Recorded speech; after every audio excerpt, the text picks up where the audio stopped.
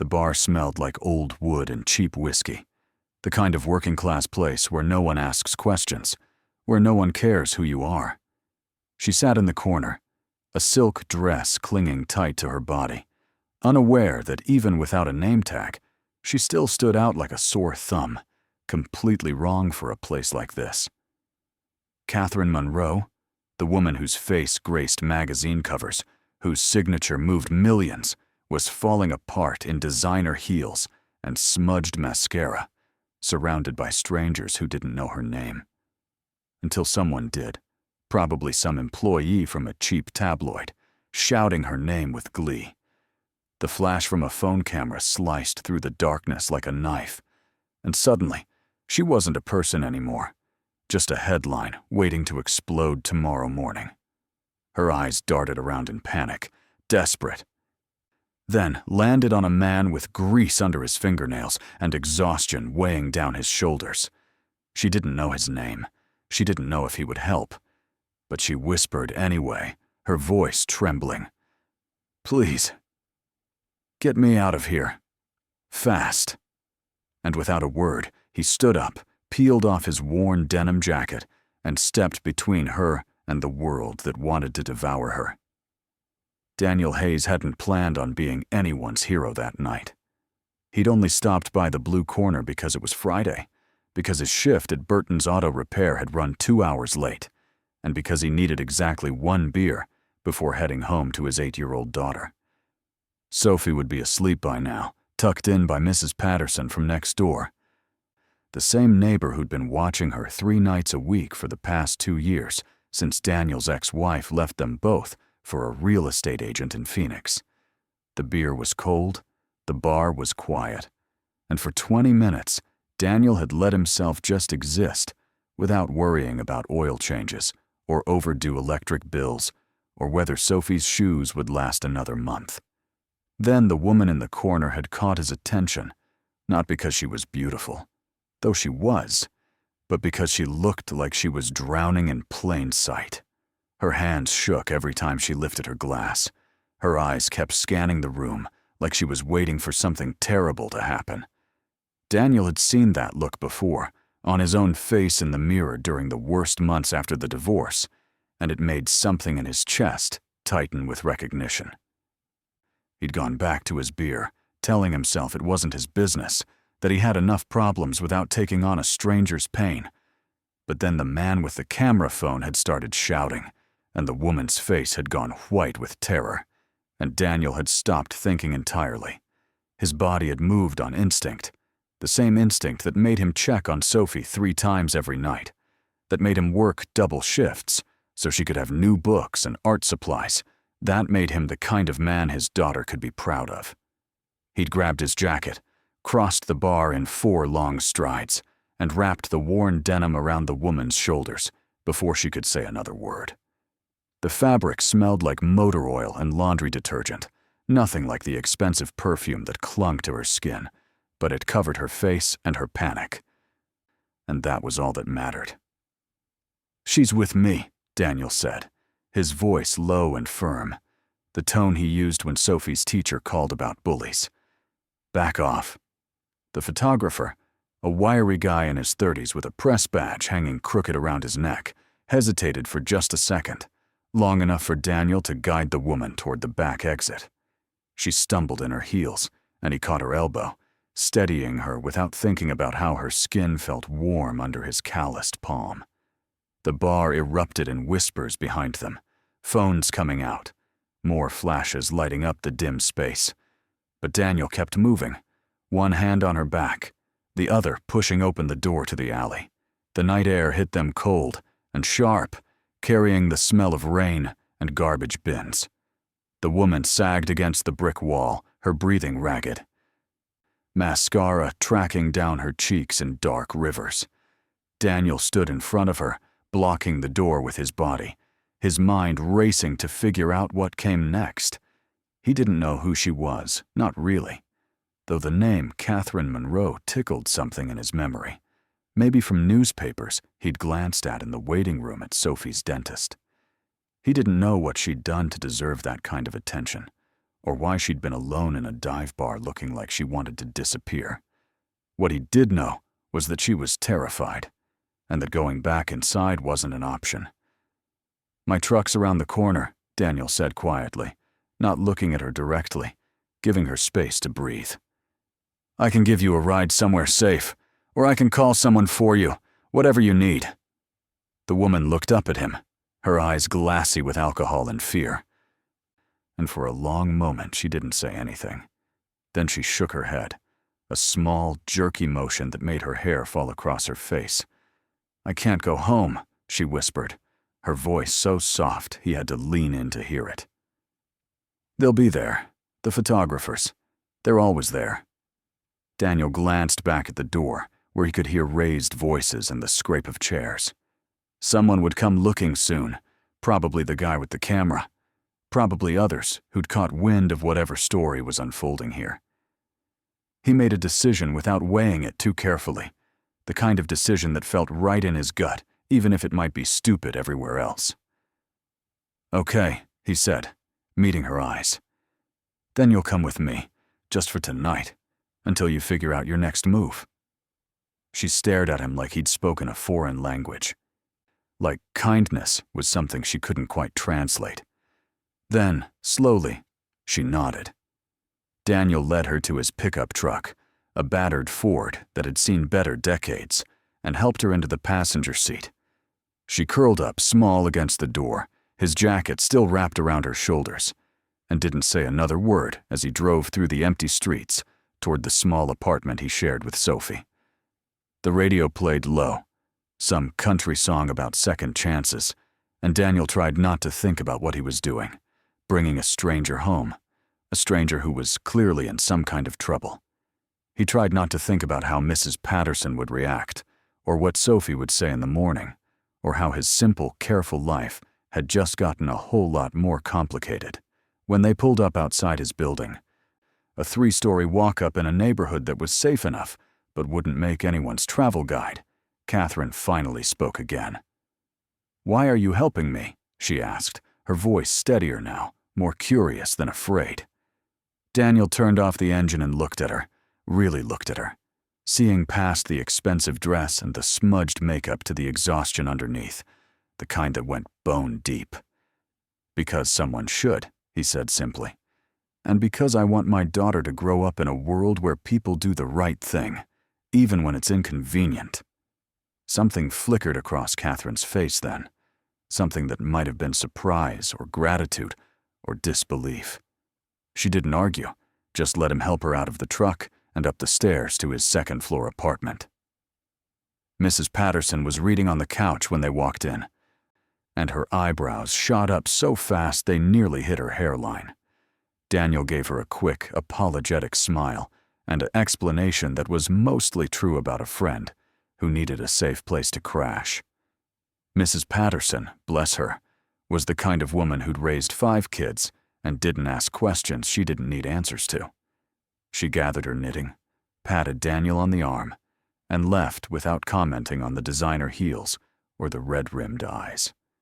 The door clicked shut behind her, and the apartment fell into silence, broken only by the hum of the refrigerator and the distant sound of traffic. Daniel cleared his throat, suddenly aware of how small his home must look to someone like Catherine Monroe. The furniture was secondhand, the carpet worn thin in spots, the walls decorated with Sophie's crayon drawings, and a calendar from the auto shop. It was clean, at least. He kept it that way, but it wasn't much. "You can take the couch," he said, grabbing a blanket from the hall closet and a pillow from his own bed. "Bathroom's down the hall. I'll get you some water and aspirin. You're probably going to need it in the morning." He moved through the motions automatically, filling a glass, shaking out 2 pills, setting them on the coffee table next to the couch. Catherine stood in the middle of the living room like she didn't know what to do with herself, her arms wrapped around her body, his jacket hanging loose around her shoulders. "Thank you," she said finally, the words coming out rough and sincere. "I mean it. Thank you." Daniel nodded, not trusting himself to say anything that wouldn't sound stupid or patronizing. He showed her where the extra toothbrush was, made sure she had everything she needed, and then retreated to his bedroom, closing the door softly behind him. He could hear her moving around in the living room, the creak of the couch springs, the sound of water running in the bathroom. He lay in bed staring at the ceiling, wondering what the hell he'd just gotten himself into, wondering if she'd be gone in the morning, wondering if he'd done the right thing or just made everything worse. Sleep didn't come easy, but eventually exhaustion won out, and he drifted off to the sound of rain starting to fall against the windows. The smell of coffee woke him 6 hours later. Daniel opened his eyes to sunlight filtering through the cheap blinds and the unmistakable sound of someone moving around in his kitchen. For a disorienting second, he thought maybe Mrs. Patterson had come back early. But then he remembered, and his heart did a weird little skip.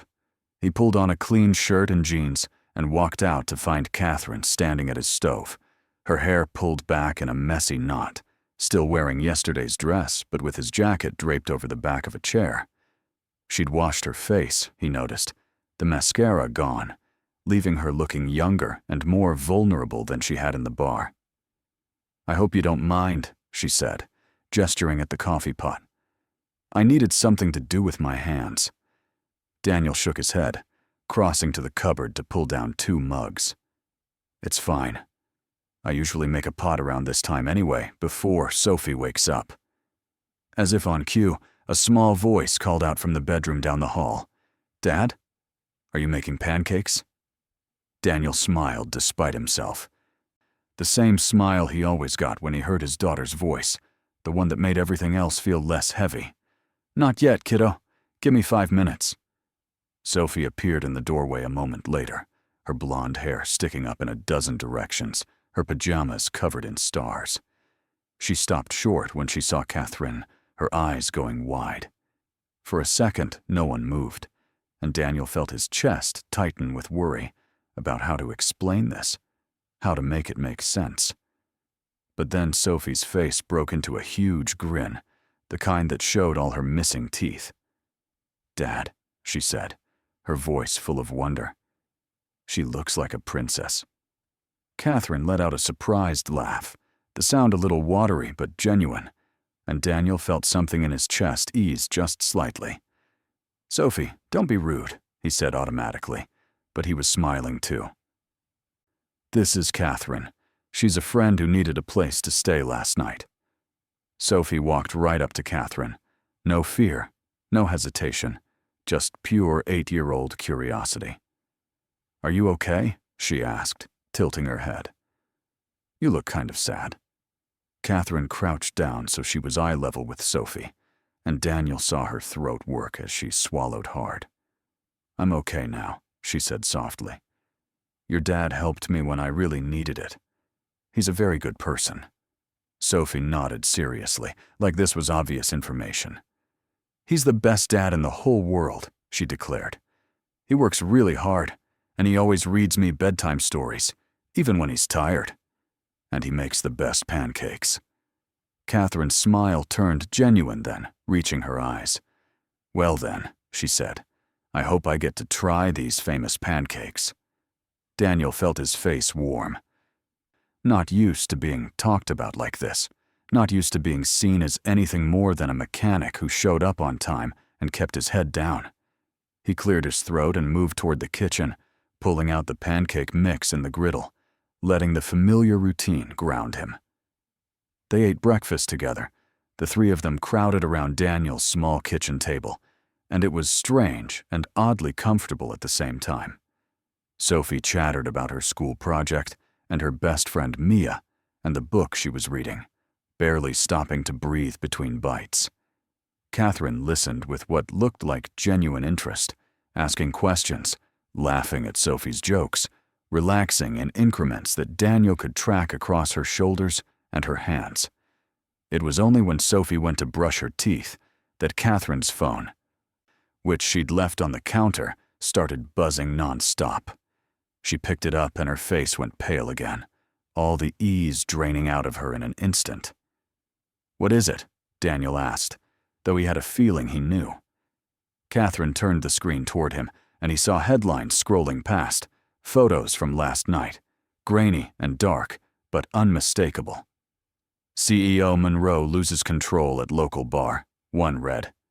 Billionaire caught drinking alone, said another.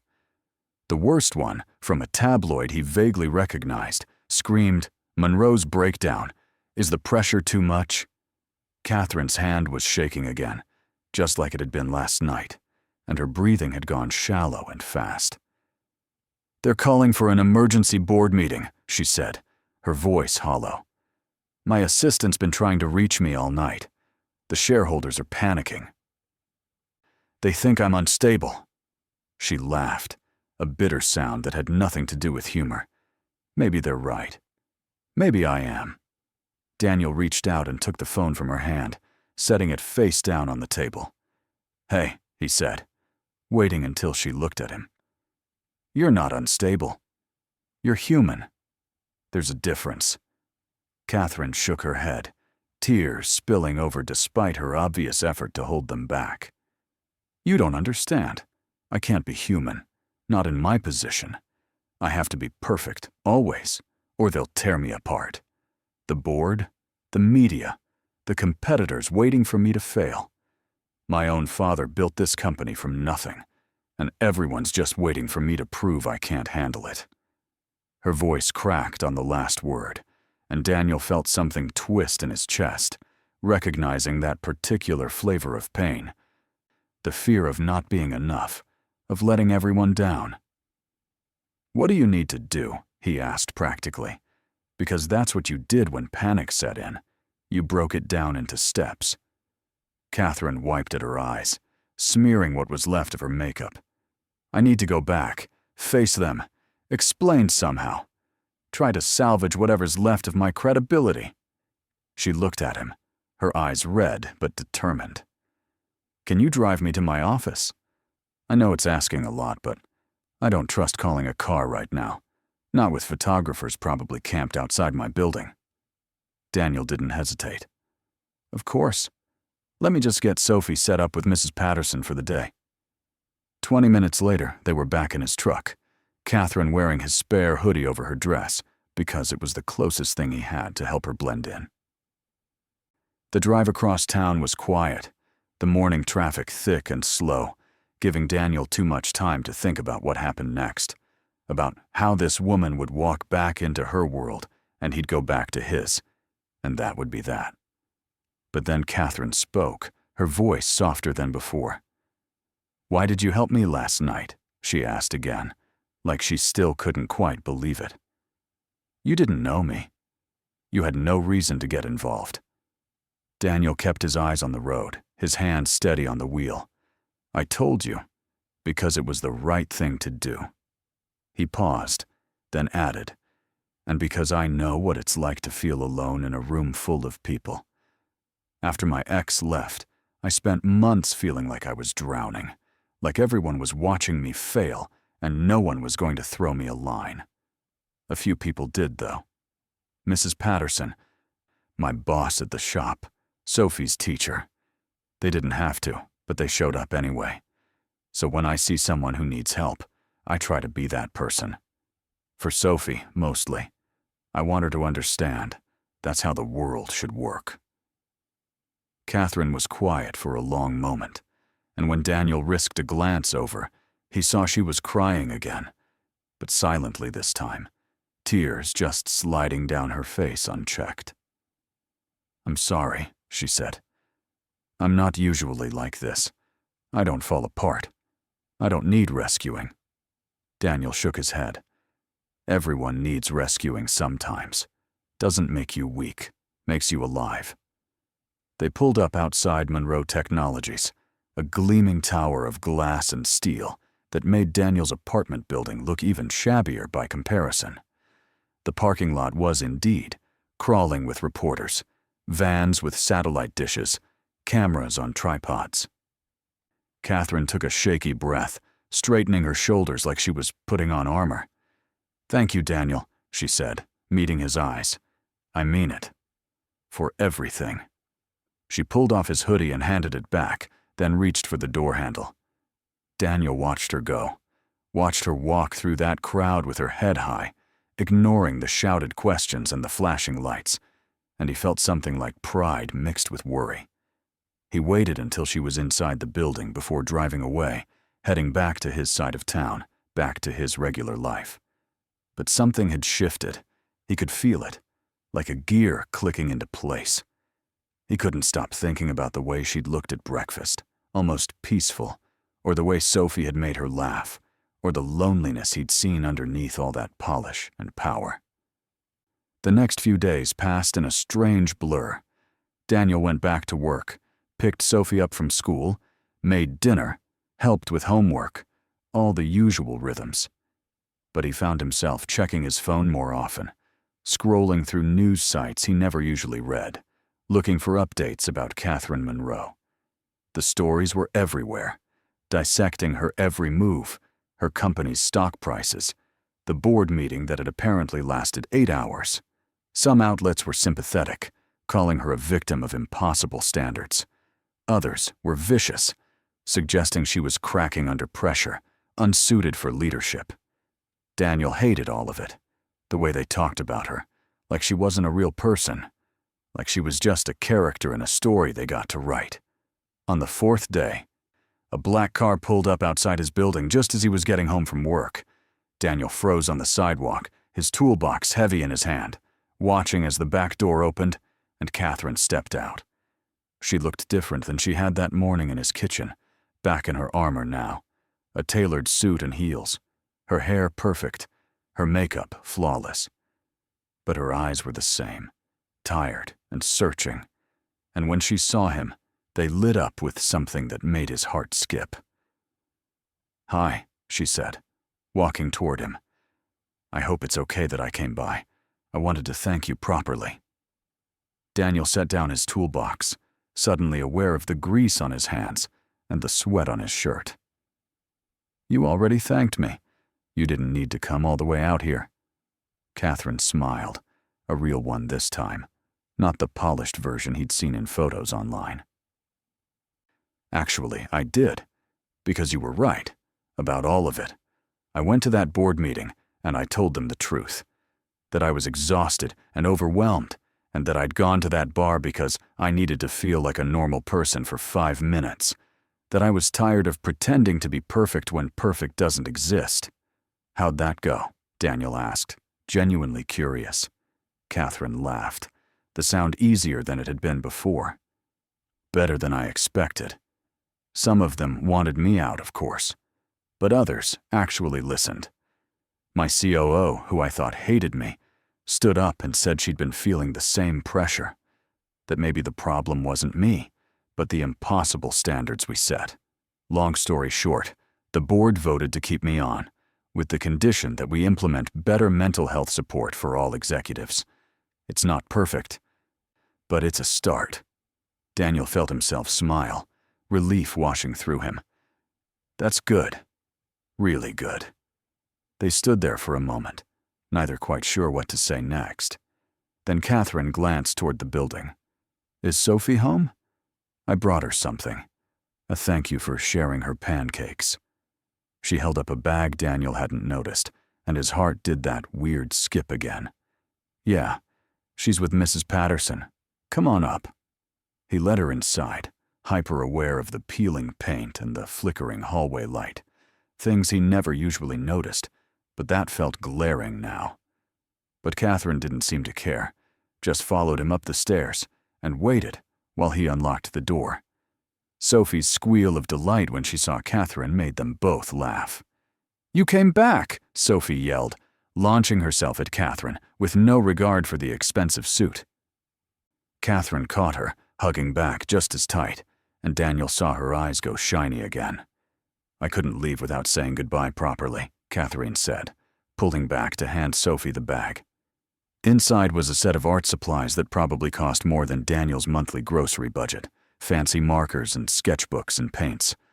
Sophie's eyes went huge, and she looked at Daniel for permission before tearing into them.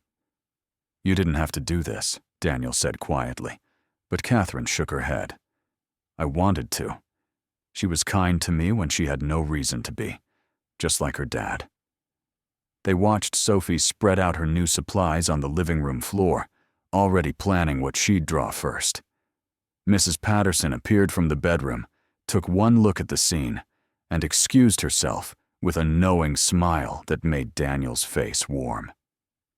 Catherine turned to him, suddenly serious. "Can I ask you something?" Daniel nodded, bracing himself. "You said you wanted Sophie to grow up in a world where people do the right thing. What if I told you I wanted to help make that world? Not just with words, but with real action." Daniel frowned, not quite following. Catherine pulled out her phone, opening a document and showing it to him. Monroe Technologies is starting a new initiative, a fund to support single parents in crisis, with resources for childcare, job training, emergency housing, all of it. I'm calling it Second Chances.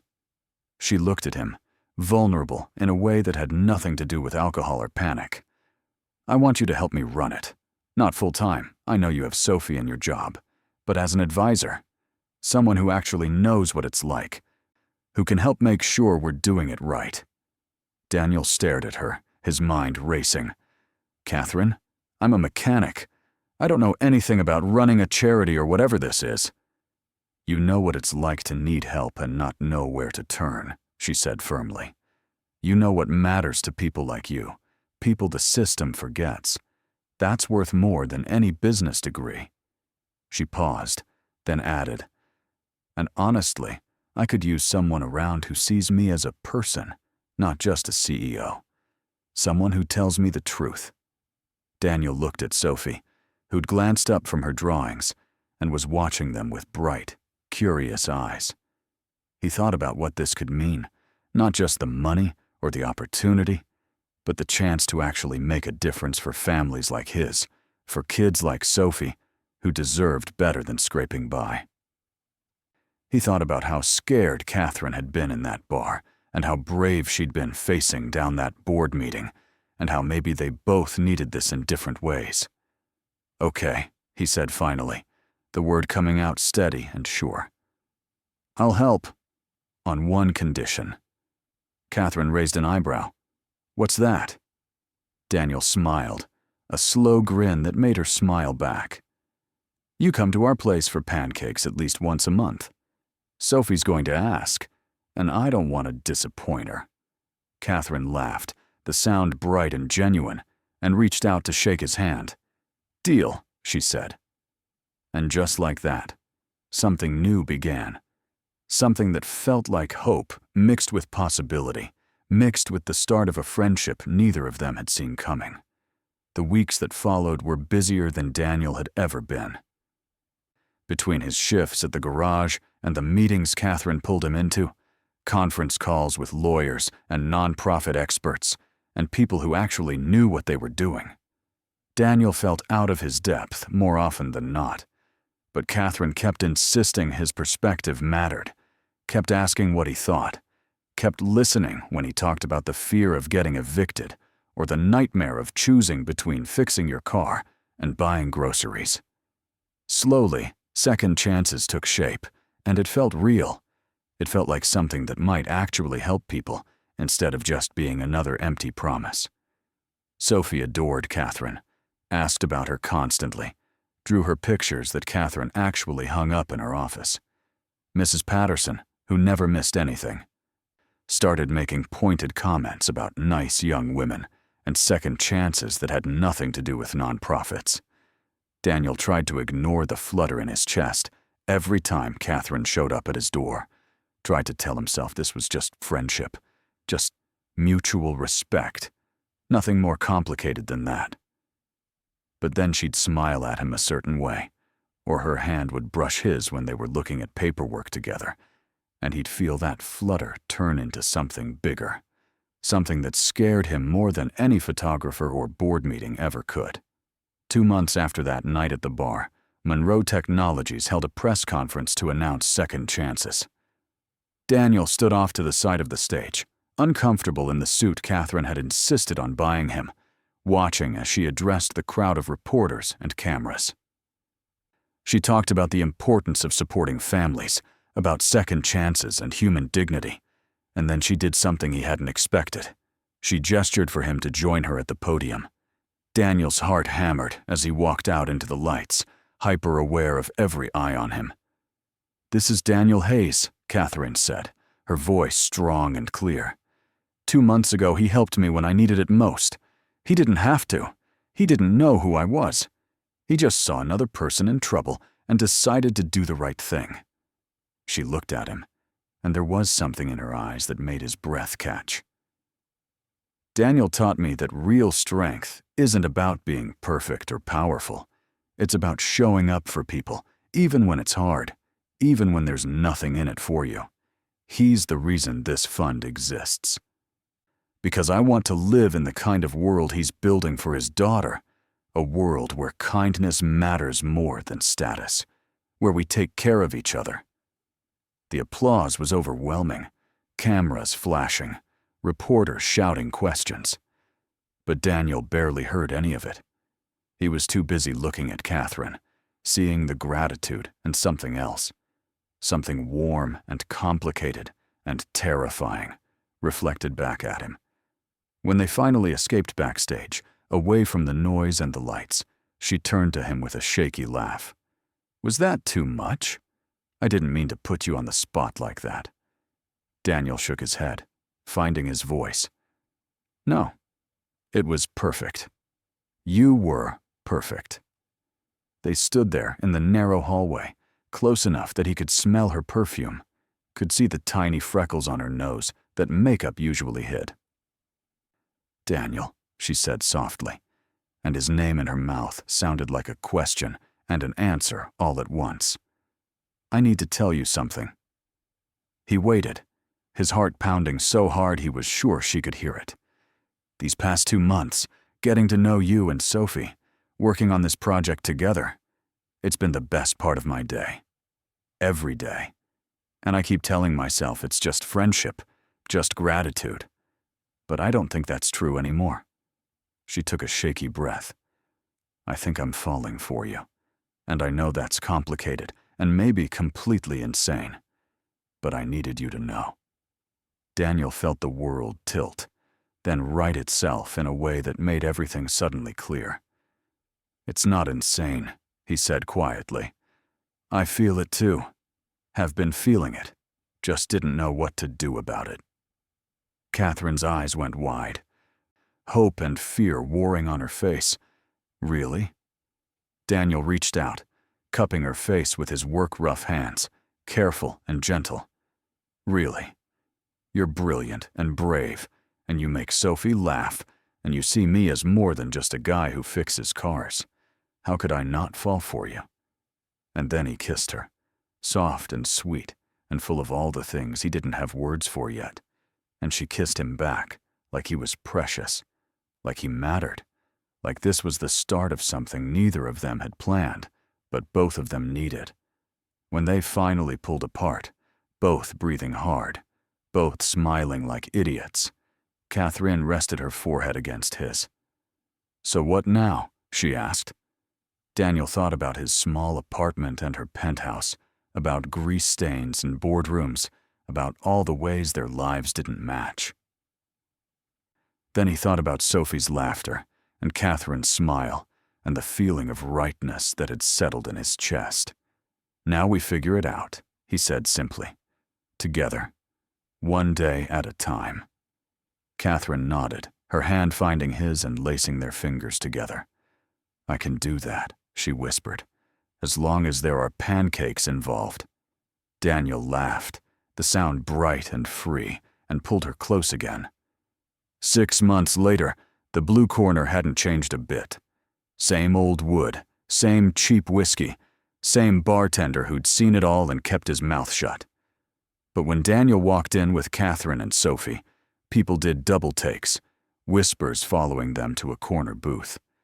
Sophie, who'd insisted on coming because it was part of their story, bounced excitedly in her seat. "This is where it happened, right, Dad?" "Where you saved Catherine?" Daniel exchanged a glance with Catherine, both of them smiling at Sophie's dramatic retelling. "Something like that, kiddo." They ordered burgers and fries, Nothing fancy, just food and quiet conversation, and the comfortable ease that came from months of learning each other's rhythms. Catherine fit into his life now in ways that still surprised him sometimes, showing up at soccer games in jeans and a ponytail, teaching Sophie to paint on Sunday afternoons, falling asleep on his couch after long days at the office. She'd offered to get them a bigger place, somewhere between her world and his. But Daniel had said, not yet, wanting Sophie to have stability, wanting to build this right without rushing. "What are you thinking about?" Catherine asked, reaching across the table to touch his hand. Daniel looked at her. At Sophie coloring on the paper placemats, at the bar where everything had started. "I'm thinking about how random life is," he said honestly. "How one choice, one moment of deciding to help instead of looking away, can change everything." Catherine squeezed his hand, her eyes soft. "Best decision you ever made?" she asked, teasing but also serious. Daniel pretended to consider, then grinned. "Second best. First was having Sophie." Sophie looked up at the sound of her name. "What about me?" she demanded. "I'm the best, right?" "You're definitely the best," Catherine agreed, reaching over to ruffle Sophie's hair. "You and your dad both." She looked at Daniel again, and there was love there, clear and uncomplicated, despite everything that was still complicated about their lives. "Thank you," she said quietly. The same words she'd said that first night, but meaning something different now, something deeper. For seeing me, for not giving up on me, for building this with me. Daniel brought her hand to his lips, kissing her knuckles, not caring who was watching. "Thank you for letting me," he said simply. Sophie made a gagging noise at the display of affection, and they both laughed, the moment breaking into something lighter. They finished their meal, telling Sophie stories about her dad's heroic rescue that got more exaggerated with each telling, until even the bartender was grinning. When they finally left, stepping out into the cool evening air, Sophie ran ahead to the truck, her energy boundless. Catherine stopped Daniel with a hand on his arm, looking back at the bar. "Do you ever regret it?" she asked, "helping me that night?" "Everything that came after." Daniel didn't even have to think about it. "Not for a second," he said firmly. "You're the best thing that's happened to me since Sophie." He paused, then added with a smile. "Even if you do insist on putting fancy coffee in my regular coffee maker." Catherine laughed, swatting his arm, and Daniel caught her hand, pulling her close. The street was quiet, just them and the distant sound of traffic and the soft glow of streetlights. "I love you," he said, the words still new enough to feel momentous, but familiar enough to feel true. "I love your strength and your vulnerability and the way you are with my daughter. I love that you see the world like I do, like it can be better if we just try." Catherine's eyes filled with tears, but happy ones this time, the kind that came from being full instead of empty. "I love you too," she whispered. "You showed me what real strength looks like, what real kindness looks like. You gave me a second chance at being human instead of just successful. That's everything." They kissed there on the sidewalk outside a dive bar, two people from different worlds who'd found each other in the darkness and decided to build something in the light. Sophie honked the truck horn, making them break apart laughing, and they climbed in together, heading home to Daniel's small apartment that somehow held enough space for all three of them and the life they were building. The world kept spinning, complicated and messy and full of challenges. Monroe Technologies thrived under Catherine's leadership, but she worked saner hours now, made time for what mattered. Second chances helped hundreds of families in its first year, with Daniel's input making it better and more effective than any consultant could have managed. Sophie started 4th grade with Catherine at her art show, and Daniel beaming from the audience. Mrs. Patterson became an unofficial grandmother, absolutely delighted with how things had turned out. The media moved on to other stories, other scandals, leaving Catherine and Daniel to just be themselves, together. And sometimes, late at night, when Sophie was asleep and they were curled up on Daniel's worn couch, Catherine would trace the calluses on his hands and marvel at how one choice, one moment of compassion, had led them here. "What if you hadn't helped me?" she'd ask, and Daniel would kiss her forehead and say, "But I did. And you let me. That's what matters." Because that's what it came down to in the end.